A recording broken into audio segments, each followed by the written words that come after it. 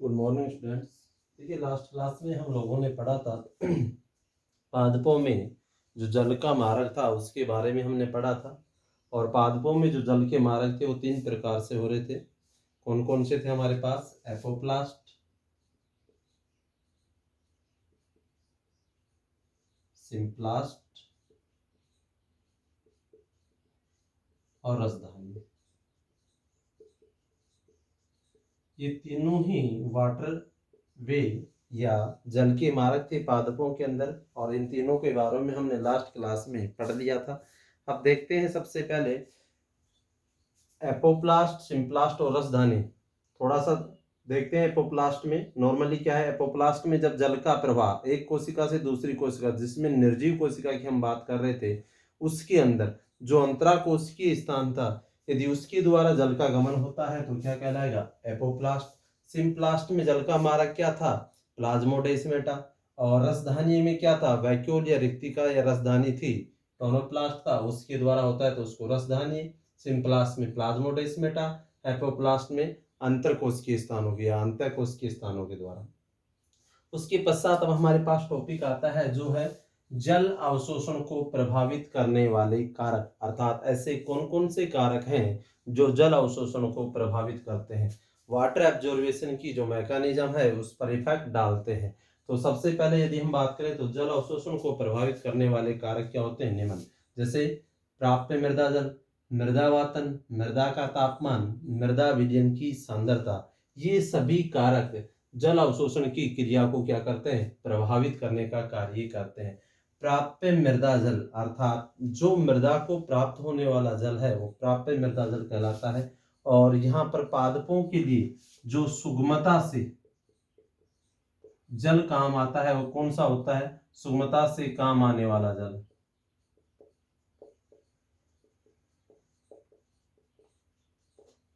जल किसकी बात कर रहे हैं हम लोग? प्लांट या पादप में, ठीक है। और वो जल कौन सा होता है? केशिका जल।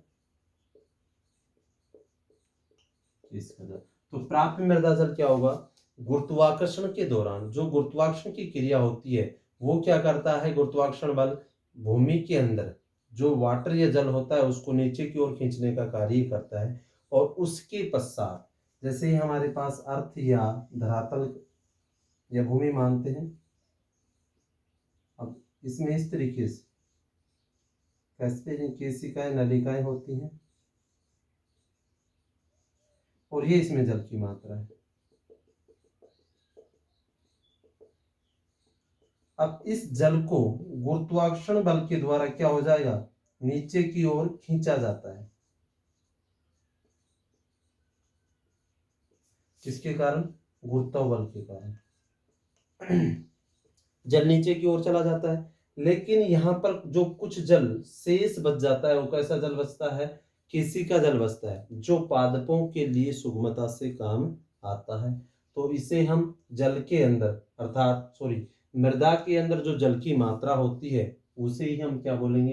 प्राप्य जल एक तरीके से बोलते हैं। अब यहाँ पर हम बात करें जो प्राप्य मृदा जल है जो पादपों को सुगमता से या आसानी से मिल जाता है। अब प्राप्य मृदा जल की यदि बात करें तो जल धारण क्षमता मृदा की क्या? मृदा की जल धारण क्षमता और स्थायी मलानी गुणांक जो होता है उस पर अवशोषण की स्थिति होती है। यहाँ जल अवशोषण की स्थिति किस पर डिपेंड करेगी? स्थायी मलानी गुणांक और मृदा जल धारण क्षमता।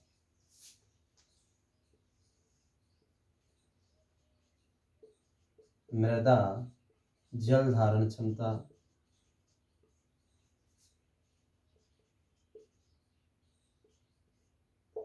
और दूसरा होता है स्थायी मलानी गुणांक।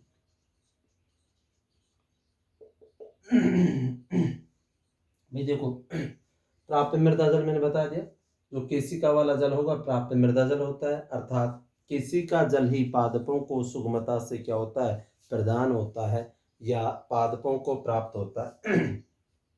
यहाँ इसमें फिर दो क्रियाएं होती हैं, मृदा जल धारण क्षमता और स्थायी मलानी जो ऑब्जर्वेशन क्रिया है। मृदा जल धारण क्षमता क्या होती है? मृदा के द्वारा जल को धारण करने की क्षमता ही मृदा जल धारण क्षमता कहलाती है। नाम से स्पष्ट हो रहा है, मृदा जल धारण क्षमता।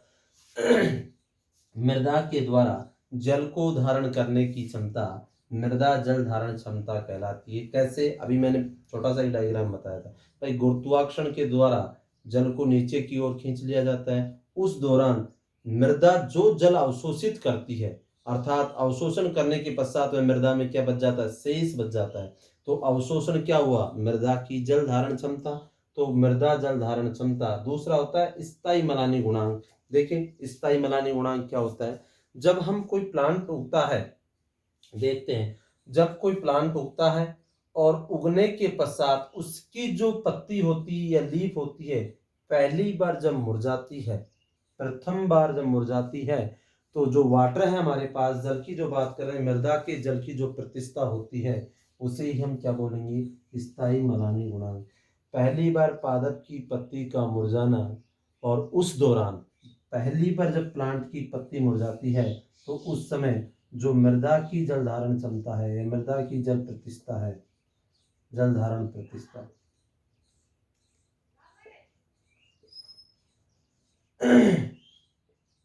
क्या कहलाई हमारे पास यहाँ? स्थायी मलानी गुणांक कहलाती है। ठीक है भाई।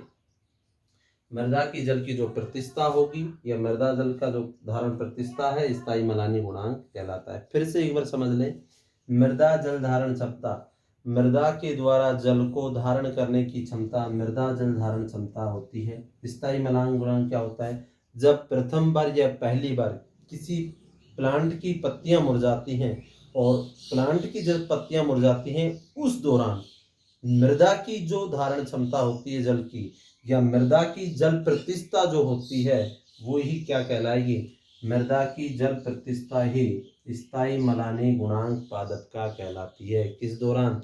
जब पादप की पत्तियां प्रथम बार मुरझान की स्थिति में होती हैं, उस समय मृदा की जल प्रतिष्ठा स्थायी मलानी गुणांक कहलाती है। मृदा जल धारण क्षमता क्या होती है? मृदा के द्वारा जल को अवशोषण करने की क्षमता मृदा जल धारण क्षमता कहलाती है। इस प्रकार से प्राप्य मृदा जल हमारा क्लियर होता है। प्राप्य मृदा जल अर्थात मृदा में ऐसा जल जो पादपों को आसानी से क्या हो जाता है? प्राप्त होता है। ठीक है। और ये इन दोनों की क्रिया पर डिपेंड करता है। अब दूसरा देखते हैं मृदा वातन। ये प्रभावित कारक में मृदा वातन क्या होता है? मृदा वातन से तात्पर्य लिया जाता है जितनी मृदा में वातन अच्छा होगा, जल अवशोषण की क्रिया उतनी ही क्या होती है? अच्छी होती है या ज्यादा होती है। यदि मृदा जलाक्रांत हो जाए,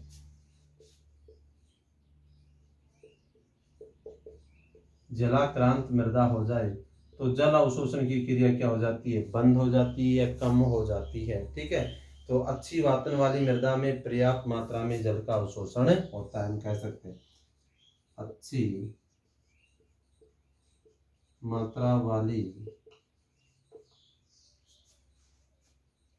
मृदा से जल अवशोषण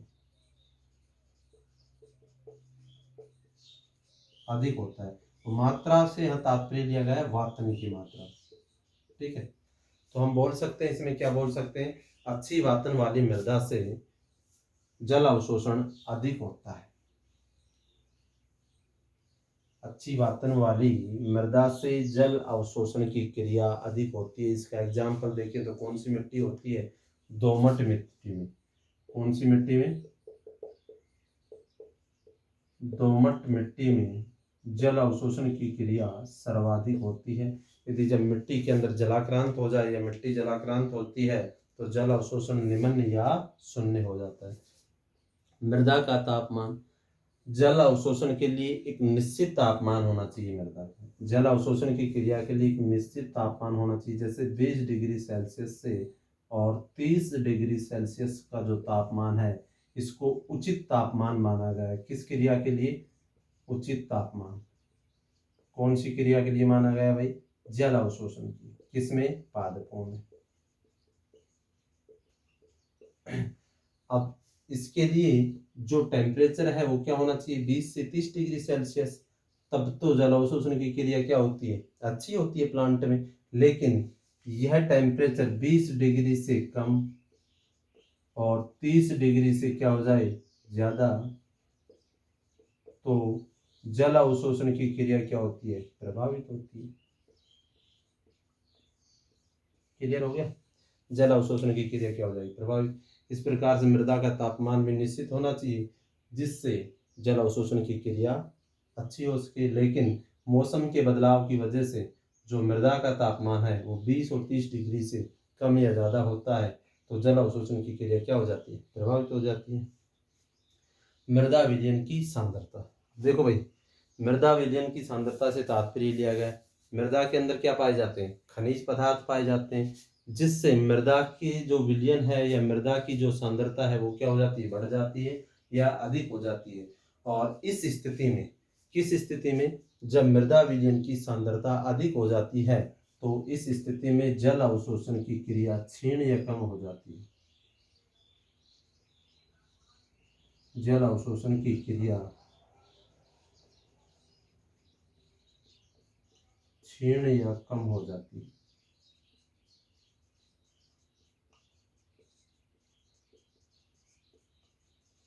किस स्थिति में, क्योंकि मृदा है, मृदा में क्या पाए जाएंगे, खनिज पदार्थ पाए जाते हैं और उन खनिज पदार्थों के द्वारा मृदा की सांद्रता उच्च हो जाती है। जिस मृदा की सांद्रता उच्च होती है उसमें जल अवशोषण की क्रिया कैसी हो जाएगी, क्षीण या कम हो जाती है। तो यहाँ पर सीधा सा डिपेंड किस पे कर रहा है, मृदा विलयन की सांद्रता, और सांद्रता किस पर डिपेंड कर रही है, जो खनिज पदार्थ है। और खनिज कहाँ मिलते हैं, मृदा में। तो ये जो खनिज पदार्थ हैं मृदा में मिलते हैं, और मृदा में मिलेंगे तो मृदा की सांद्रता क्या होगी, बढ़ेगी, और सांद्रता बढ़ेगी तो जल अवशोषण की क्रिया क्षीण या कमजोर हो जाती है या कम हो जाती है। तो इसकी तुलना में मृदा विलयन जो हमारे पास है उसकी सांद्रता तनु होनी चाहिए, दैट मीन्स कम होनी चाहिए, उच्च नहीं होनी चाहिए, जिससे जल अवशोषण की क्रिया अच्छी तरीके से संपन्न हो सके पादपों में। तो ये जल अवशोषण को प्रभावित करने वाले कारक थे प्राप्त मृदा जल, जिसकी हम किसका जल की बात कर रहे थे, और यहाँ जल धारण क्षमता पड़ी थी, अर्थात मृदा की जल धारण क्षमता, मृदा का जल का धारण करने की क्षमता। स्थायी मलानी गुणांक क्या होता है, स्थायी मलानी गुणांक, जो प्लांट जब उगता है उसकी पत्तियों का पहली बार मुरझाना, और उस समय मृदा के जल की जो प्रतिष्ठा होगी उसे स्थायी मलानी गुणांक बोला है। नेक्स्ट मृदावातन, जितनी अच्छी मृदावातन होगी उतना अच्छा ही जल अवशोषण की क्रिया होगी। सबसे ज्यादा किस में होता है, दोमट मिट्टी में। यदि वातन की क्रिया, मृदा जलाक्रांत हो जाए तो वातन की क्रिया नहीं होगी और जल अवशोषण की क्रिया क्या हो जाएगी, प्रभावित। मृदा का तापमान, जल अवशोषण के लिए मृदा का तापमान क्या होना चाहिए, निश्चित 20 से 30 डिग्री सेल्सियस तापमान अच्छा माना गया है जल अवशोषण के लिए। बट इसमें यदि कुछ परिवर्तन होता है, परिवर्तन क्या, 20 डिग्री से कम हो जाए और 30 डिग्री से ज़्यादा हो जाए तापमान, तो जो जल अवशोषण की क्रिया होती है वो क्या हो जाती है, प्रभावित हो जाती है। मृदा विलयन की सांद्रता नेक्स्ट कार्य है। मृदा विलयन की सांद्रता किस पर निर्भर कर रही है, मृदा के अंदर खनिज पाए जाएंगे उन पर निर्भर कर रही है। और जैसे ही जो खनिज पदार्थ होते हैं जिसके कारण मृदा की सांद्रता क्या हो जाती है, उच्च हो जाती है या बढ़ जाती है। और जैसे ही सांद्रता बढ़ेगी तो जल अवशोषण की क्रिया क्षीण या कम हो जाती है। इसलिए मृदा की सांद्रता कैसी होनी चाहिए, तनु होनी चाहिए, जिससे जल अवशोषण की क्रिया पादपों में संपन्न हो सके। अब ये पादपों के अंदर जल अवशोषण की प्रभावित करने वाले कारक थे। नेक्स्ट टॉपिक हमारे पास यहाँ आता है रसारोहण। कौन सा आता है, रसारोहण। जब हमने चैप्टर स्टार्ट किया था तब भी रसारोहण की बात की थी। रसारोहण क्या होता है भाई, जो मृदा जल होता है गुरुत्वाकर्षण बल के विपरीत दिशा में पादप के विभिन्न भागों तक पहुंचता है, उस क्रिया को ही हम क्या बोलेंगे, रसारोहण बोलते हैं। ठीक है, रसारोहण क्या हो जाएगा, मृदा के अंदर जो जल होगा वह जल गुरुत्वाकर्षण के बल के विपरीत दिशा में पादप के शीर्ष भागों तक पहुंचता है, तो इस क्रिया को ही हम क्या बोलते हैं, रसारोहण बोलते हैं। और यह क्रिया किसके द्वारा संपन्न होती है, जो जाइलम वाला भाग होता है प्लांट के अंदर, जाइलम की वाहिकाओं व वाहिनिकाओं द्वारा जल को पादप के पर्णों या शीर्ष भागों तक पहुंचाया जाता है। इस क्रिया को हम क्या बोलते हैं, रसारोहण। तो मेनली रसारोहण की डेफिनेशन क्या होगी भाई, रसारोहण क्या होता है, मृदा द्वारा जल अवशोषण जो होता है वह गुरुत्वाकर्षण बल के विपरीत दिशा में पादप के शीर्ष भाग तक पहुंचता है, तो इस क्रिया को ही हम क्या बोलेंगे, रसारोहण कहते हैं। ठीक है भाई, तो हम कह सकते हैं जड़ों द्वारा मृदा से अवशोषित जल, जड़ों द्वारा मृदा से अवशोषित जल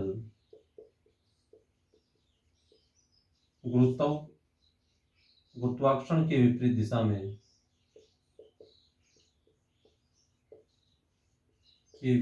दिशा में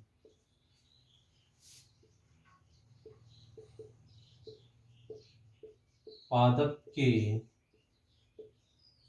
शीर्ष भाग तक पहुंचना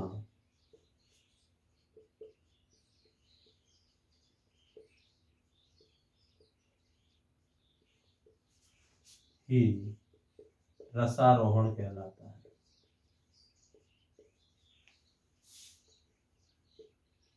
और ये जो रसारोहण की क्रिया है, ये किससे संपन्न होती है? प्लांट जो है उसका जाइलम वाला जो भाग है, जाइलम की वाहिकाओं व वाहिनिकाओं द्वारा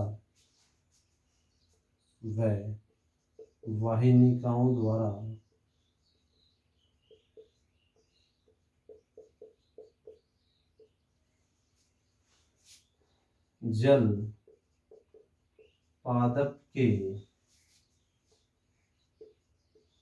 शीर्ष भाग मीन्स पर्णों तक पहुंचता है।